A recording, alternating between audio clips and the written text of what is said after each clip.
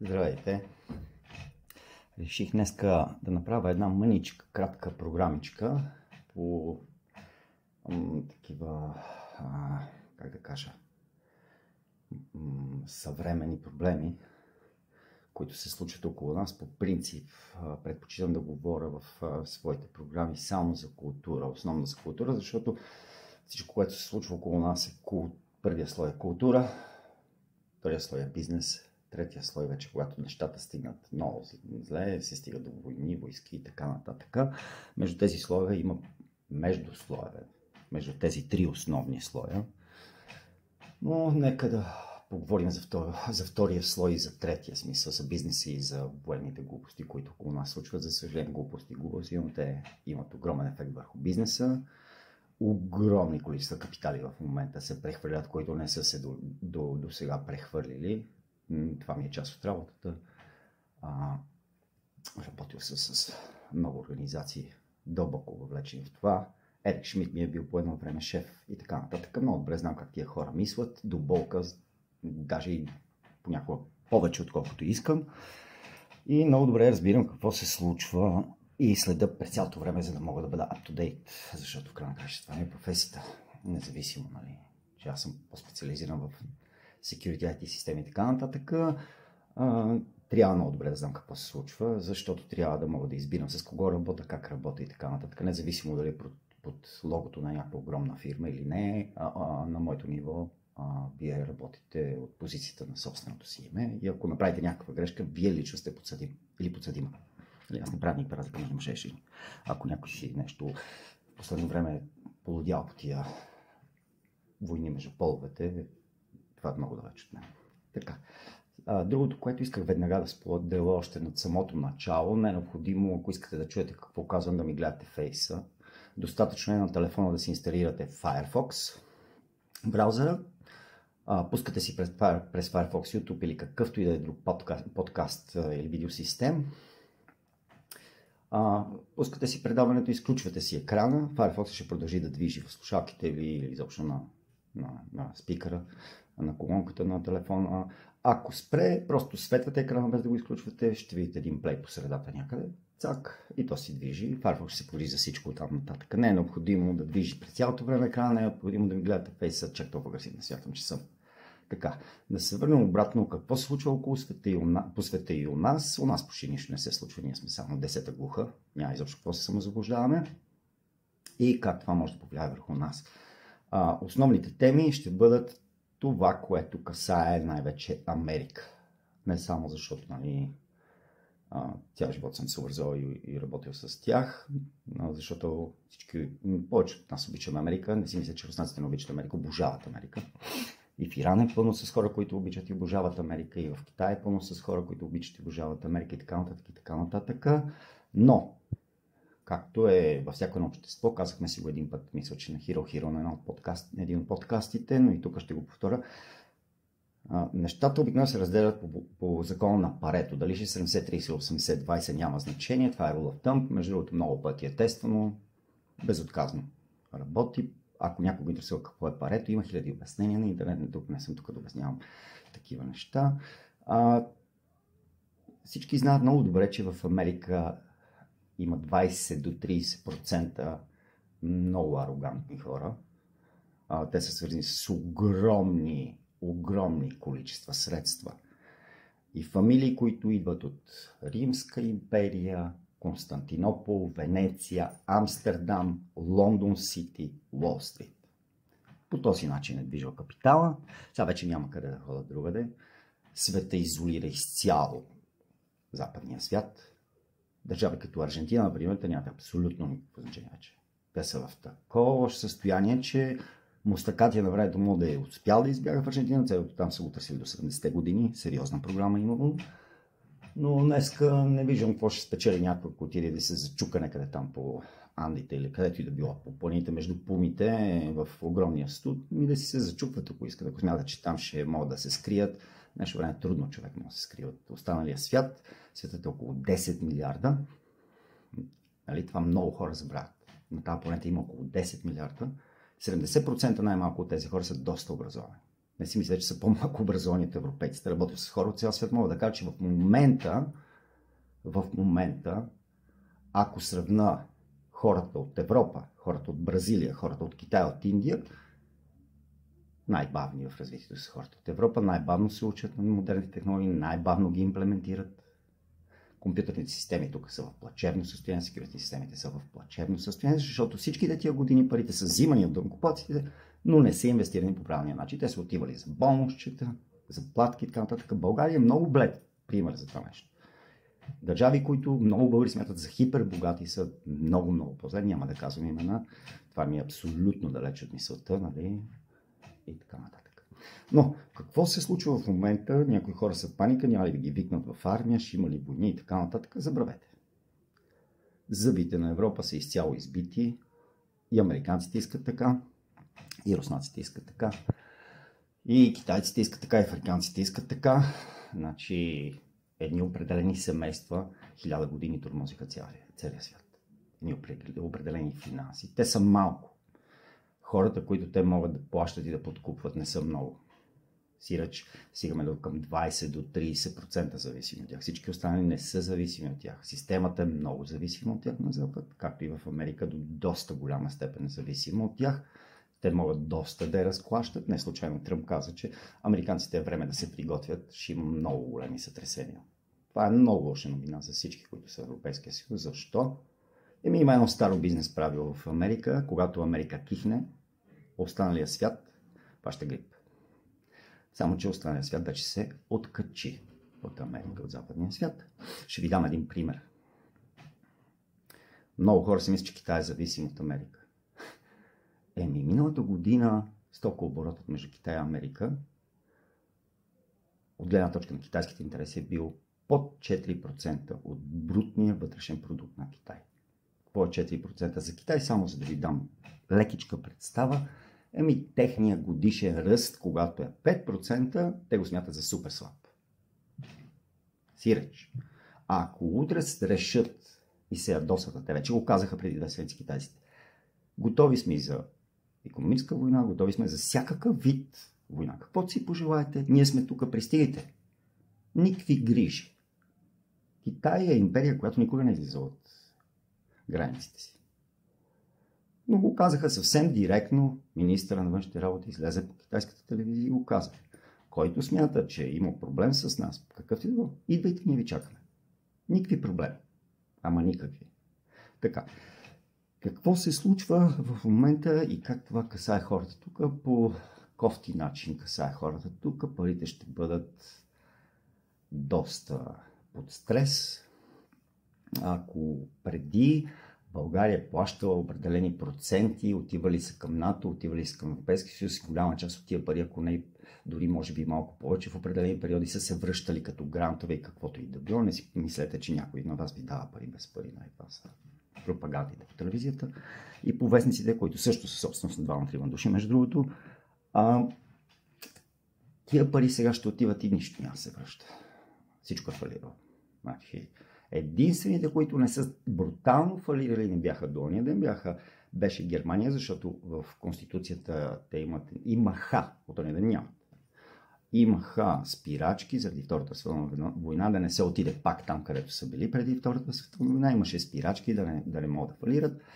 Има един господин Мерц, или как се казва сега, някакъв канцлер, или какъв е там в Германия. Това е човек на BlackRock. Цял живот работи за BlackRock. Знаете ли какво е BlackRock? А те от вас, които не разбират много от икономиката, не искат да го разберат какво се случва, ако сте гледали Хубава жена с Джулия Робъртс и Ричард Гир, BlackRock прави това, което правеше Ричард Гир във филма. BlackRock отиват, купуват някаква индустрия, която е на ръба на фалита или вече е обявила фалит, разкоства се на парченца и се продава на парченца и се прави огромен профит от това нещо. Това е BlackRock. Този, който е канцлер в момента, където го избраха с всичката си глупост, това е плана. Щял да взима 1,7 трилиона. Сметнете си го. Това всъщност е целият дълг на Германия към момента. Горе-долу толкова. Той иска това нещо сега да го вземе наведнъж. щял да прави армия, никаква армия няма да прави. Между другото, само пенсиите, социалните и държавните заплати ще изядат голяма част от него, защото в момента германските корпорации, между другото, имат огромни проблеми, ще имат все по-големи проблеми, защото всичко в света на бизнеса е базирано на култура и на имидж. Имидж се прави с култура. Както знаем, вече няма никакъв имидж там. Целият свят разбра за какво точно става въпрос. Между другото, бизнес средите в света се говори за една война, която вече продължава над 100 години. Никой вече не говори Първа световна, Втора световна, не. Вече в света, в бизнес средите, когато се говорят конфиденциални, нормални, отворени разговори, които в никакъв случай, в повече случаи изобщо не стигат до новини и така нататък, защото е абсолютно забранено, там вече се говори за една дълга, продължителна, безкрайна война над 100 години. И между другото, тази война е война пак на тези две културни групи, които обсъждахме на Хиро-Хиро. Войната на едната културна група, която се опитва да нарани или унищожи другата културна група, но както, което е най-интересното, учениците на богомилите във Франция преди 700 години, по време в края на Обигойския кръстоносен поход, един от последните, които скачат сами в огня, за да минат от другата страна да се преродат. Това е дълбокото вярване на старобългарската култура до ден днешен.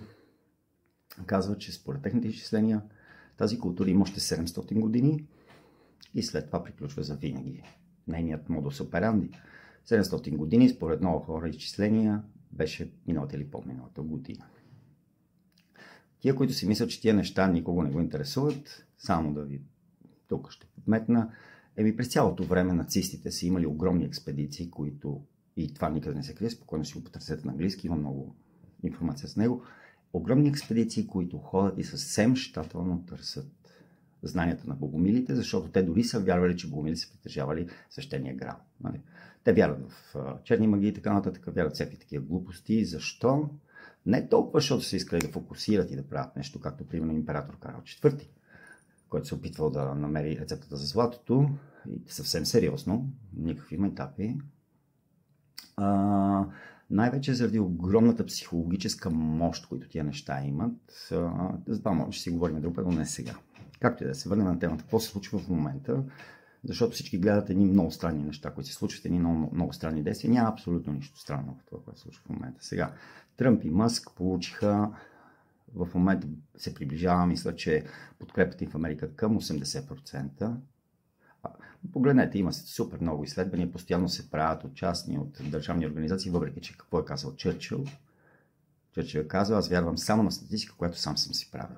Всеки си я прави както на него му пасва, но тяхната подкрепа е огромна. Огромна е, защото всички американци знаеха, най-вече бизнеса, че Америка беше тръгнала на разпадане последните години, беше тръгнала на разделяне. Който не го вярва, отидете и проверете всичките големи корпорации американски, които правят огромни печалби. Те са важните. Не тия, които едва карат го ден за ден. Всичките се преместиха в Тексас и Флорида.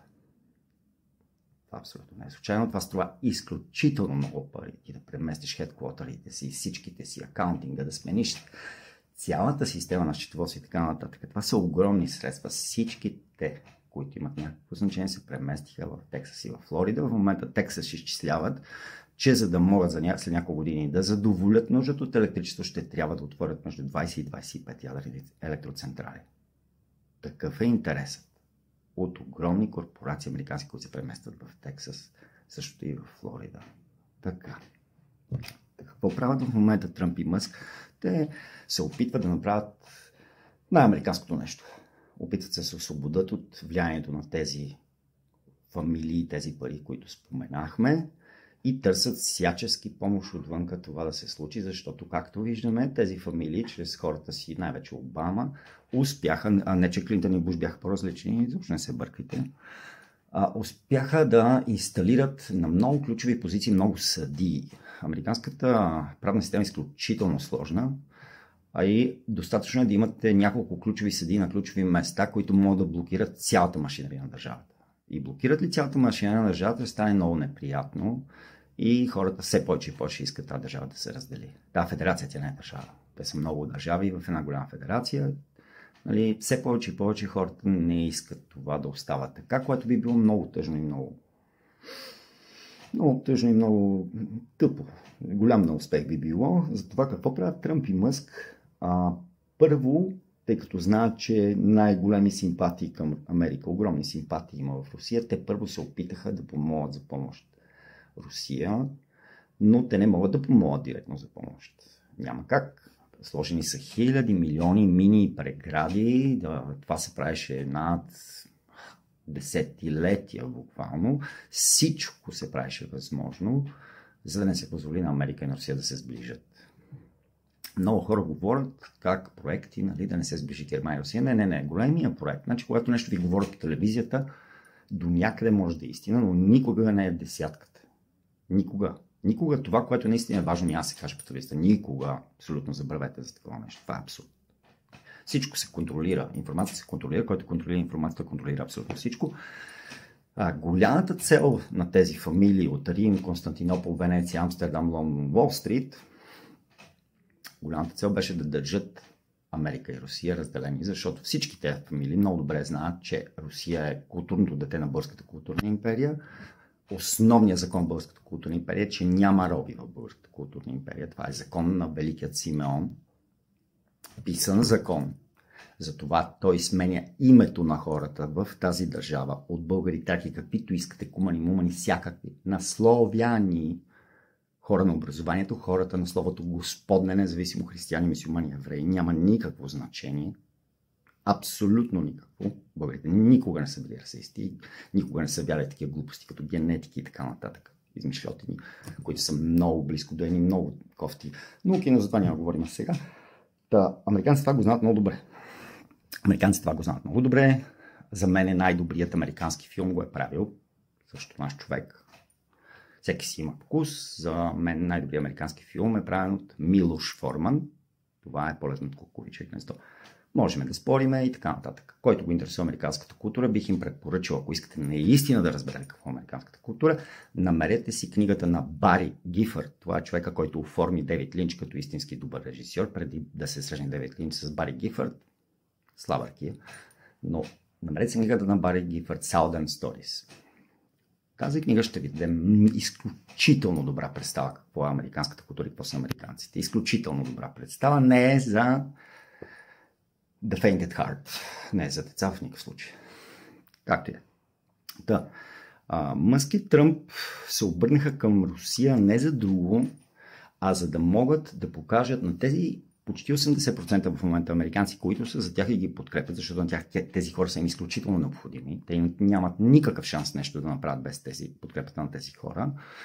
За да покажат на тези хора, вижте, ако спреме да се правиме на тези арогантни, които бяхме до сега, и да се чудиме как да палиме наляво и дясно огньове, само и само ние да останем отгоре всичко друго да изгори, без да се развиваме, ние пак ще останем най-добрите, ако всичко друго се запали. Нали? Така до сега беше това идеята.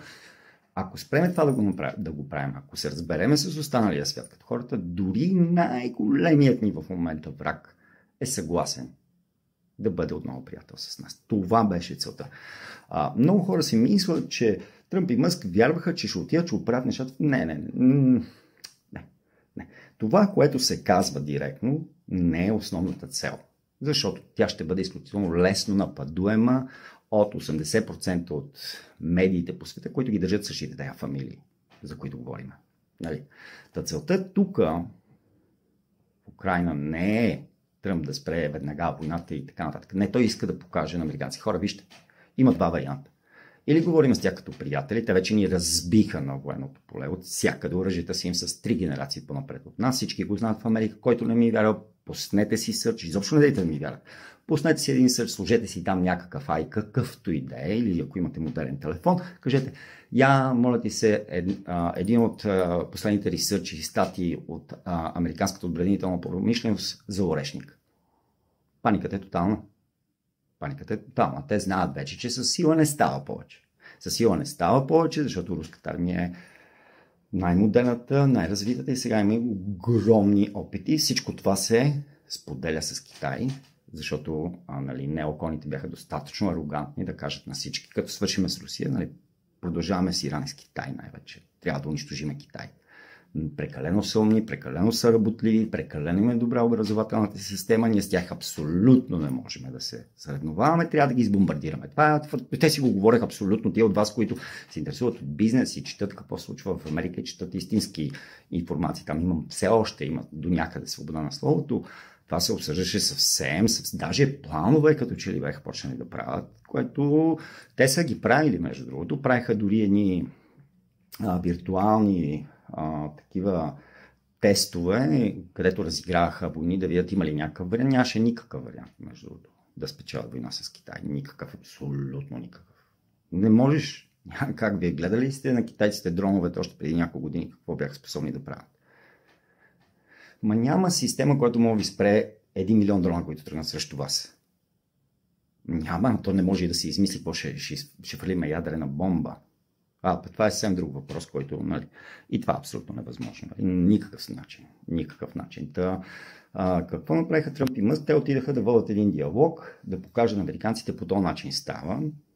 Ще стане. Никой не е тръгнал да ни превзема, никой не го интересува никаква територия. Каква територия Европа е толкова бедна и фалира? Някой ще тръгне да ходи към Европа, нещо да се взема хора. Какво да ви се взема? Вие огледали ли сте къде живеем? Кога сте били в Берлин? Вие били ли сте в Берлин вечерно време? Били сте в Париж или в Рим вечерно време? Не е окей. Не е окей.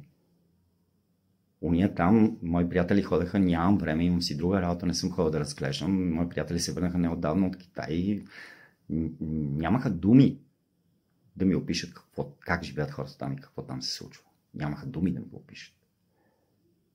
Както и да. Американската империя се разчекна на 3 места, заплаши 3 държави, изключително силни военно държави.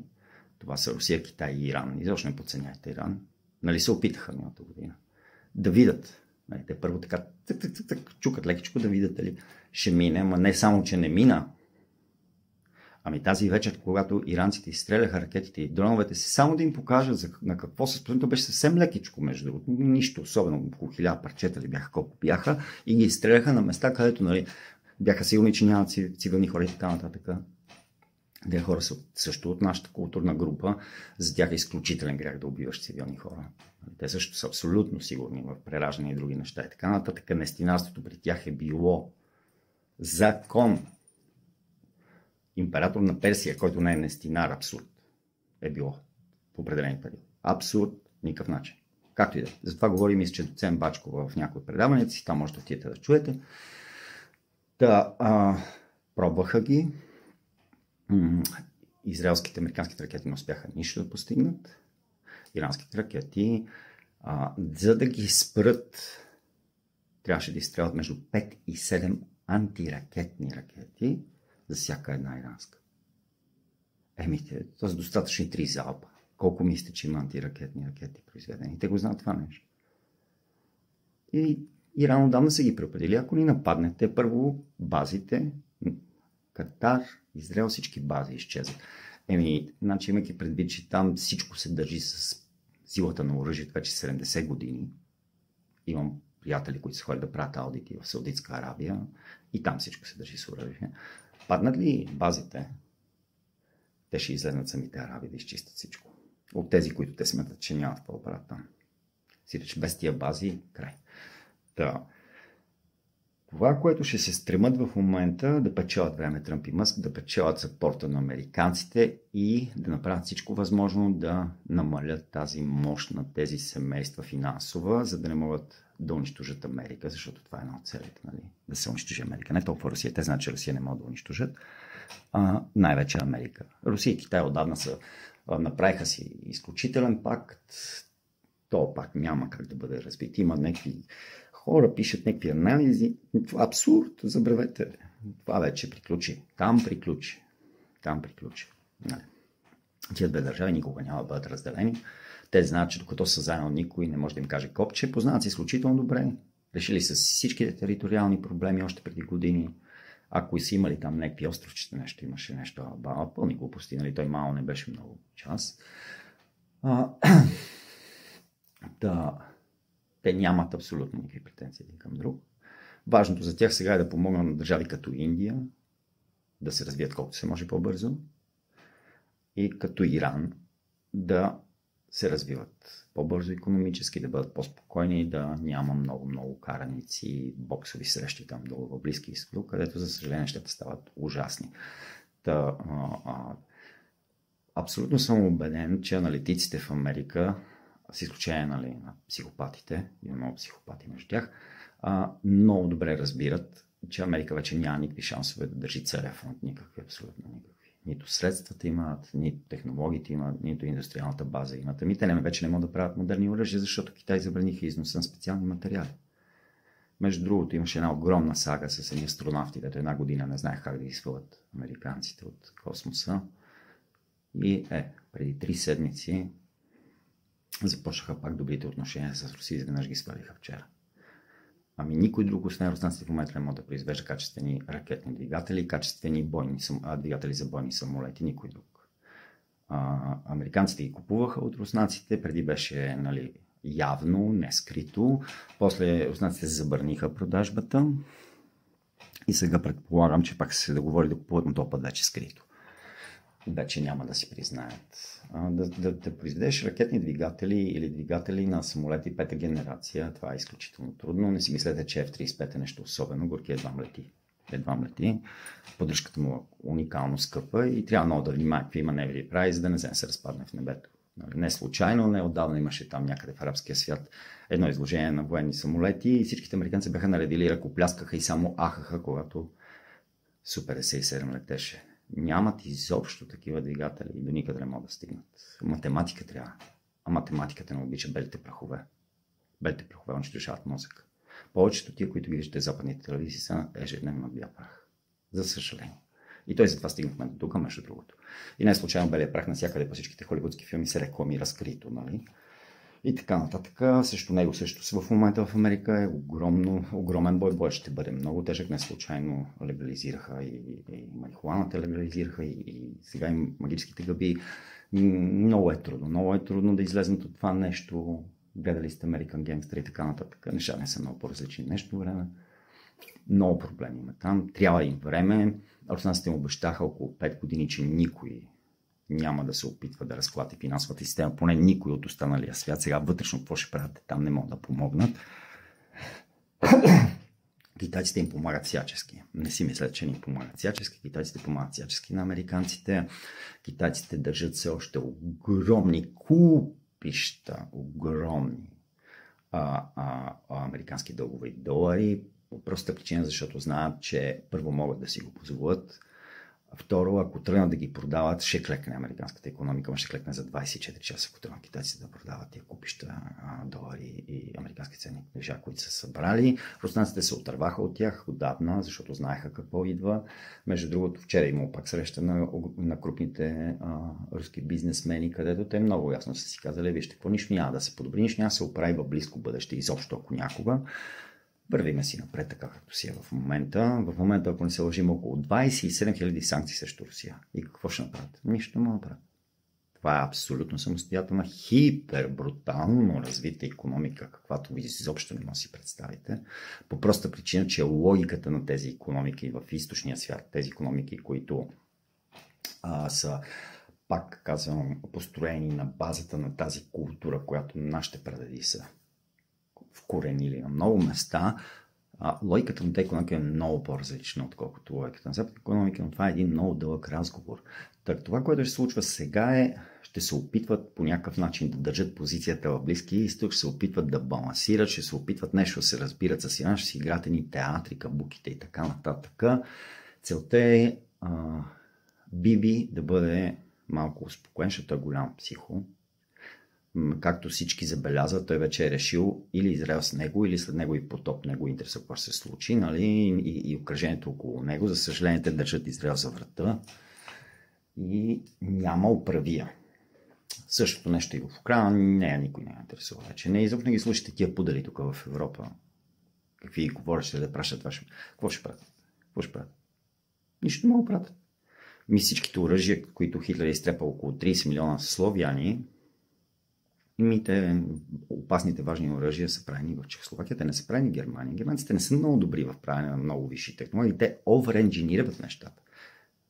Не искам да влизам в конкретика. Виждате, залязаха всичките отдавна, не правят ни телефони, ни компютри, ни софтуерни платформи и последните им там, дето бяха мастодонти, умират и с тях съм работил трагедията. Не, си говорим изобщо.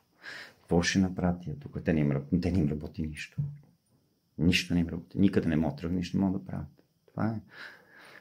Те, че не се страхуйте за това. Други хора ме питаха, ще ни взима ли Турция. Никаква Турция няма ни взима, бе хора. Тя Турция от 10 години Китай и Русия крепят да не се разпадне.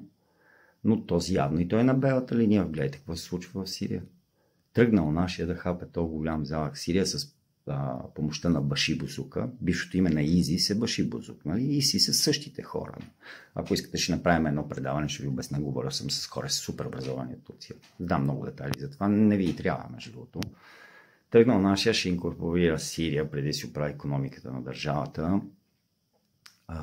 И виждате какво се случва. Там нещата отиват на супер зле.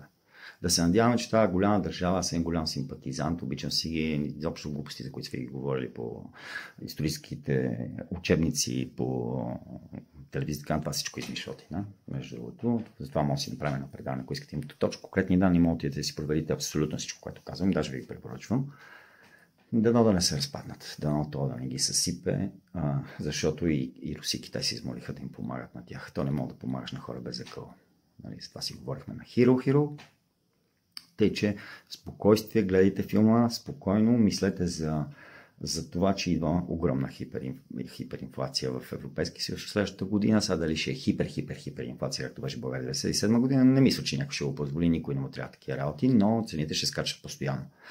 Германците чукнаха, ще взимат 1,7 трилиона, всички знаят, че нямат как да ги върнат тия пари никога и нарочно ще им ги дадат, за да могат да им разкостят фабриките, да ги монтират и да ги занесат в Америка и по други краща на света. Това е плана за Германия, между другото. Свърши. Тя Германия отдавна така янче нищо особено не произвежда. Останаха няколко коли, не знам си какво си, между другото, от няколко години китайските коли са много по-добри според всички тестове и много по-евтини. Няма BMW, няма Porsche. Тия направо ги смазаха. В момента китайците избутват от целия световен пазар японските коли, защото са много по-евтини от тях и също по-качествени. Менталитет, всичко е въпрос на менталитет. И последните стълбове, които са останали в Германия, които все още не са разкостени, защото 90% от продуктите не се правят в Китай. Те само слагат една щампа, че Assembled in Germany, даже успяха нещо да прекарат някакви закони и да пише, че е правено в Германия нещо такова. Няма, почти нищо не се прави вече в Германия. Дори и колите, в голяма част от техните части и така нататък се правят по Турция, по Китай. Даже ако е в Китай, супер, те са най-добрите. Никой не може да сравнява с тяхното качество. Между другото, ако Китай отре затвори кепенците, няма да има хай-енд сървъри, няма да има хай-енд рутери. Apple се опитват да минават в Индия, въпреки че Apple продуктите далеч не са толкова добри, колкото се помпат, че са. Дисплеите им не струват и други много части от техните машинки не струват, ама какво да купуват хората? Samsung също не струва, падна им качеството брутално, а пък Huawei е забранен. Брутални са на Huawei продуктите, защото са изключително качествени, но не искат да играят танци, не искат да играят с определените там хора, не искат да шпионират клиентите си за тях и така нататък. И затова ги забраниха навсякъде, защото не искат да играят тази игра. Продуктите са им уникално добри, но тук няма да могат да се ползват. Или могат да ги ползват хора, които разбират как да разцъкват и как да си намират workaround, но няма да е лесно за масовия човек да ги ползва. Те, че не искат хората, ще трябва да използват overprice продуктите на Apple, които не са нищо особено. Между другото, все още могат да се използват за компютри и таблети продуктите на Lenovo, които са уникално много по-качествени, но много по-качествени са им бизнес, Series. Но и те са и доста по-скъпи. Аз имам компютър от Lenovo на 15 години, още работя с него. Чатнал се там един Linux и си движа, нямам никакви грижи. Движи си, работи, всичко му е точно на 15 години. Сина ми го изпуска един път от 2 метра на плочките. Окей, крекнате малко екран, какво ми интересува? Не ми пречи изобщо. И така, това, което исках да кажа, ако имате нещо да криете, някакви пари да покриете, така, мислете го. Real estate пазара не, че ще се крещне, просто цените ще останат същите, малко могат да се качат, но парите доста ще се девалвират до година. И има други начини, има други места. Златото те първа ще скача, защото и американците почнаха да купуват. Знаят, че имат 5-6 години все още да могат печатат на воля. Тоест това беше този петрол, да може да си печатат на воля. Печатаме ние, другите, нали, бекапът долара. Обаче и това свършва, и това приключва. Нали, всички големи сериозни икономики започват да търгуват в собствената си валута, си реч бартер, както е било хиляди милиони години.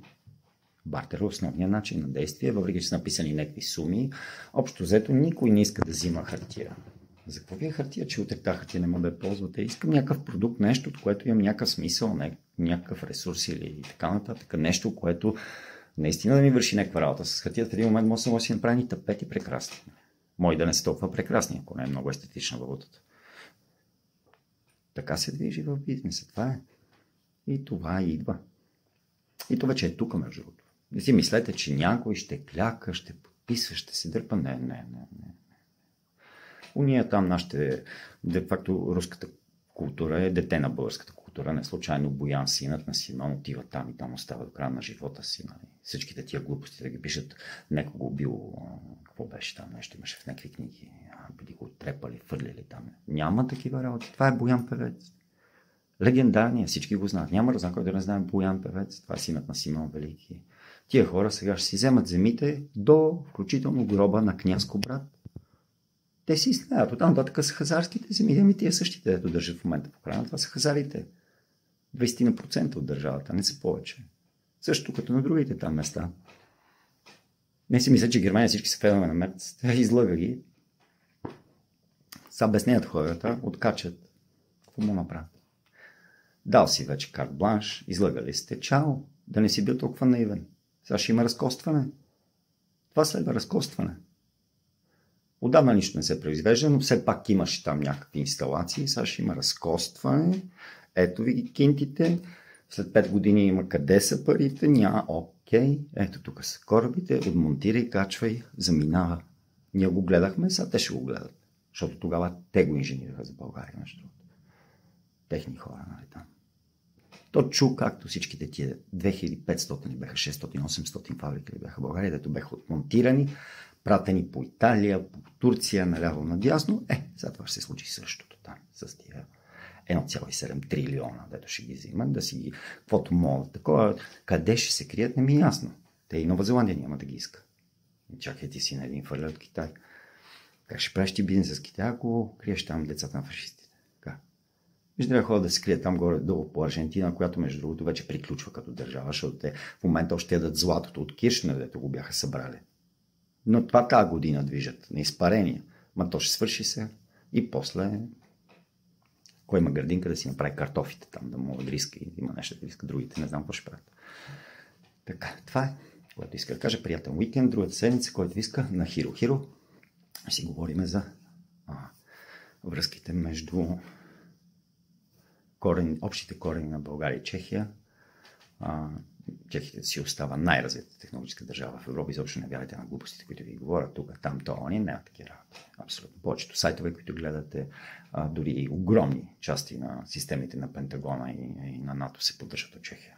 Само там хората си задържаха нивото. Но и там бъдещето ще видим как ще е, защото младите не искат да живеят тези животи, които ни живяхме. Погледнете на мен. Целия съм бял заради тия неща, нали? Така на 50 години. Това е положението.